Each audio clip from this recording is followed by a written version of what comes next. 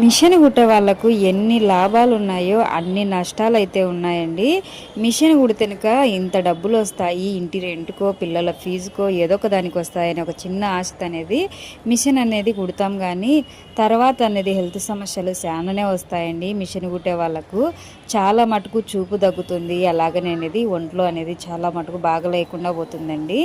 అవన్నీ తెలిసినా కూడా అంత ఇంత డబ్బులు వస్తాయనే కుడతాము. కానీ కుట్టించుకునే వాళ్ళైతే కొందరు బాగానే ఇచ్చిపోతారండి. కొందరు అయితే కనుక ఇంతనా అంతనా ఏం చేసినా ఒక కుట్టేసిన దానికి ఇంత తీసుకుంటున్నావు అనేసి అంటారు.